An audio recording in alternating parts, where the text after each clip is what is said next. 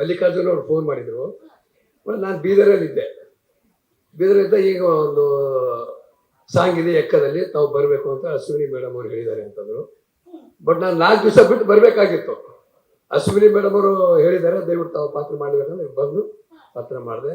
ಮತ್ತು ನನಗೆ ಇನ್ನೊಂದೇನು ಖುಷಿ ಆಗುತ್ತಂದ್ರೆ, ನಾನು ರಂಗಭೂಮಿ ಮತ್ತು ಚಲನಚಿತ್ರ ಬರಲಿಕ್ಕೆ ಅಣ್ಣವರೇ ಕಾರಣ, ರಾಜ್ಕುಮಾರ್ ಅವರು. ಯಾಕಂದ್ರೆ ಬಂಗಾರ ಮನುಷ್ಯ ಸಿನಿಮಾ ನೋಡಿ ಊರು ಬಿಟ್ಟಿದ್ದೀನಿ.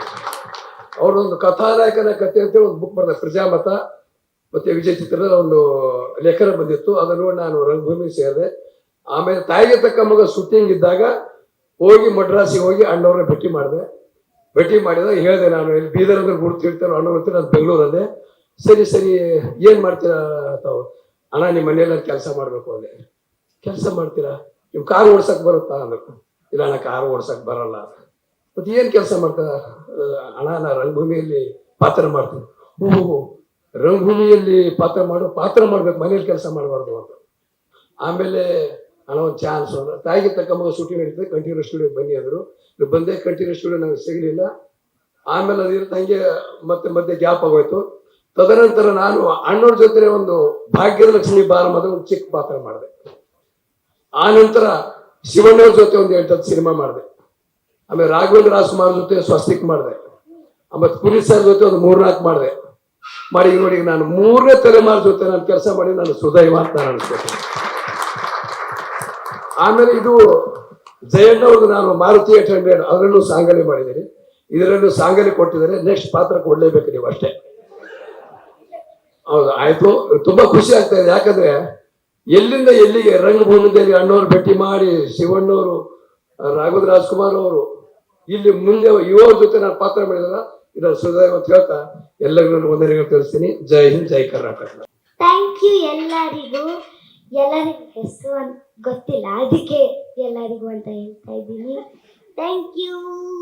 ಈ ಬಂಗಾರಿಗೆ ಏನಾದ್ರು ಬಂಗಾರಿ ಹಾಡು ಹೇಳಕ್ ಬರುತ್ತಾ? Bangle Bangari bangle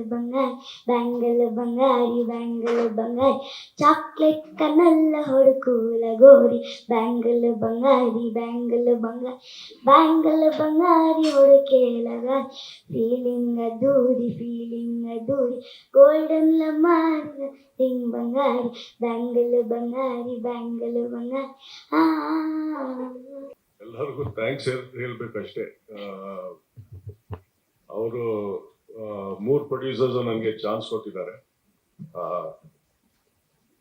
The hard work is there, everyone's hard work. All of them have put in maximum effort and finished the film within 6 months. I think that itself is a miracle, and I just want to thank everyone for this opportunity. ಎಲ್ರಿಗೂ ನಮಸ್ಕಾರ. First of all thank you Rohit sir. Actually ನಾನು ಗುರು ಇಬ್ರು ಜೊತೆಲೆ ನಟಿಸ್ತೀವಿ ಅಂತಾನೆ ಅನ್ಕೊಂಡಿರಲಿಲ್ಲ ನಾನು. So like that is first of all that was a surprise basically. So ಆಮೇಲೆ ಅದು ಯಾವಾಗ ಹೇಳಿದ್ರು ನಾನು ಕಥೆನೂ ಕೇಳಲಿಲ್ಲ, ಪಾತ್ರದ ಬಗ್ಗೆನೂ ಕೇಳಿಲ್ಲ. ಅವ್ರು ಜಸ್ಟ್ ಎಕ್ಸ್ಪ್ಲೈನ್ ಮಾಡಿದ್ರು, ನಾನು ಆಕ್ಟ್ ಮಾಡಿದೆ ಅಷ್ಟೇ. So thank you for the entire team. Ashwini madam, Jayanna, ಆಮೇಲೆ Karthik and Yogi sir, thank you for this opportunity. ಬಹಳ ಖುಷಿ ಆಗುತ್ತೆ. ನಾನು ರೋಹಿತ್ ಅವ್ರ ಜೊತೆ ಇದು 2ನೇ ಸಿನಿಮಾ, ಅವ್ರ ಮೊದಲನೇ ಸಿನಿಮಾ ಕೂಡ ವರ್ಕ್ ಮಾಡಿದೆ. ಬಟ್ 6 ತಿಂಗಳಲ್ಲಿ ಮುಗಿಸ್ಬೇಕು ಅಂತ ಪ್ಲಾನ್ ಮಾಡ್ಕೊಂಡಿದ್ದು ನನಗೆ ಬಹಳ ಇಷ್ಟ ಆಯ್ತು. ಯೂಶಲಿ ನಾನು ಮಾಡೋ ಎಷ್ಟೊಂದು ಸಿನಿಮಾಗಳು 6 ತಿಂಗಳಲ್ಲೇ ಮುಗಿಸ್ತಾರೆ, ಯಾಕಂದ್ರೆ ಲೋ ಬಡ್ಜೆಟ್ ಸಿನಿಮಾಗಳು ಇರ್ತಿತ್ತು. ಬಟ್ ಈ ತರ ಒಂದು mass and high budget cinema 6 ತಿಂಗಳಲ್ಲಿ ಹೆಂಗ್ ಅಚೀವ್ ಮಾಡೋದು ಅನ್ನೋದೇ ಅದಕ್ಕೆ ಬೇಕಾಗಿರೋ ಮೇನ್ ಆದ ಕ್ಯಾಮ್ರಾಮನ್. ಸೊ ಸತ್ಯ ಹೆಗ್ಡೆ ಸರ್ ವಾಸ್ ಅಮೇಸಿಂಗ್. ಯಾಕಂದ್ರೆ ನಮ್ಗೆ ಯೂಶಲಿ ನಾನು ದೊಡ್ಡ ಸಿನಿಮಾ ಮಾಡ್ಬೇಕಾದ್ರೆ ಏನಾಗ್ತದೆ ಅಂದ್ರೆ ಸುಮ್ಮನೆ ಒಂದಷ್ಟೊತ್ತು ಕಾಯ್ಬೇಕಾಗಿರ್ತದೆ ಲೈಟಿಂಗ್ ಆಗೋದಕ್ಕೆ. ಬಟ್ ಇಲ್ಲಿ ಸತ್ಯ ಹೆಗ್ಡೆ ಸರ್ ಎಷ್ಟು ಪಟ್ ಅಂತ ತಿರುಗಿಸ್ತಾ ಇದ್ರೆ ಕ್ಯಾಮ್ರಾ ಅಂದ್ರೆ, ಅದಾದ್ಮೇಲೆ ನಮ್ಗೆ ಆಕ್ಟರ್ಗಳಿಗೆ ಅದು ಈಸಿ ಆಗುತ್ತೆ ಅವಾಗ. ಸೊ ನಾವು ಆ ಝೋನ್ ಅಲ್ಲೇ ಇರ್ತೀವಿ, ಸೊ ಆ ಮೂಡಲ್ಲಿ ಇರಕ್ ಸಾಧ್ಯ ಆಗುತ್ತೆ. ಸೊ ಅದಕ್ಕೆ ಸತ್ಯ ಹೆಗ್ಡೆ ಸರ್ಗೆ ಬಹಳ ಥ್ಯಾಂಕ್ ಯು. ಅದಾದ್ಮೇಲೆ ಪ್ರತಿ ಶಾರ್ಟ್ ಆದ್ಮೇಲೂ ಹಿಂಗ್ ತಿರುಗಿ ನೋಡಿದಾಗ ಅವ್ರ ಕಡೆಯಿಂದ ಒಂದು ಓಕೆ ಅಂತ ಬರ್ತಿತ್ತು. ರೋಹಿತ್ ಅವ್ರು ಓಕೆಗಿಂತ ಮುಂಚೆ ನನಗೆ ನೋಡಿದಾಗ ಅವರು ಈಗ ಅನ್ಬಿಟ್ಟು ಈಗ ತಿರ್ಕೊಳ್ಳೋರು, ಅದೇ ಜಾಸ್ತಿ ರಿಯಾಕ್ಷನ್ ಕೊಡಲ್ಲ ಅವರು, ಅಷ್ಟಲ್ಲೇ ನಾವು ಸೆಟ್ಲ್ ಆಗಿ ಅರ್ಥ ಮಾಡ್ಕೊಡ್ಬೇಕಿತ್ತು. ಸೊ ಅದಾದ್ಮೇಲೆ ಎಂಟೈರ್ ಟೀಮ್ ಜೊತೆ ವರ್ಕ್ ಮಾಡೋ ಪ್ರಾಸೆಸ್ ಬಹಳ ಮಜಾ ಆಯ್ತು ನನಗೆ. ನನ್ ಗ್ಯಾಂಗ್ ಬಾಯ್ಸ್ ಇರ್ಬೋದು, ಅಣ್ಣ ಹೇಳಿ ಅಣ್ಣ ಏನಾದ್ರು ಮಾಡ್ಬೇಕಂದ್ರೆ ನನ್ ಗೊತ್ತೆ ಡೈರೆಕ್ಟರ್ ಕೇಳ್ರು, ಇಲ್ಲ ನೀವು ನಮ್ಮ ಬಾಸ್ ನೀವೇನಾದ್ರು ಹೇಳಿ ನಮ್ಗೆ ಅಂತ. ಸೊ ನಾನ್ ಮಜಾ ಮಾಡ್ತಿದ್ ನೋಡಿ ಅವ್ರಿಗೂ ಇಷ್ಟ ಆಗ್ತಾ ಇತ್ತು. ಸೊ ನಾವೇನಾದ್ರು ಎಕ್ಸ್ಟ್ರಾ ಮಾಡೋಣ ಅಂತ. ಸೊ ಅದಾದ್ಮೇಲೆ ಯುವ ಜೊತೆ ಆಕ್ಟ್ ಮಾಡಿದ್ದು ಬಹಳ ಖುಷಿ ಕೊಡುತ್ತೆ. ಅವರು ನಾನು ನಿಜ ಹತ್ತದಿಂದ ನೋಡಿದೀನಿ, ಸಿಕ್ಕಾಪಟ್ಟೆ ಎಫರ್ಟ್ ಆಗಿ, ತುಂಬಾ ಹಾನೆಸ್ಟ್ ಆಗಿ, ತುಂಬಾ ಪ್ರೀತಿಯಿಂದ ಈ ಸಿನಿಮಾ ಮಾಡಿದ್ದಾರೆ. ಅವ್ರು ಇವಾಗ ಎಷ್ಟು ಚೆನ್ನಾಗಿ ನಗ್ತಾ ಇದ್ರೆ ಸಿನಿಮಾದಲ್ಲೂ ಅಷ್ಟೇ ಮುಗ್ಧವಾಗಿ ತುಂಬಾ ಬ್ಯೂಟಿಫುಲ್ ಆಗಿ ಮಾಡಿದ್ದಾರೆ. Congratulations on this huge success. ಆಮೇಲೆ ಇಡೀ ಟೀಮ್ಗೆ congratulations. Thank you very much.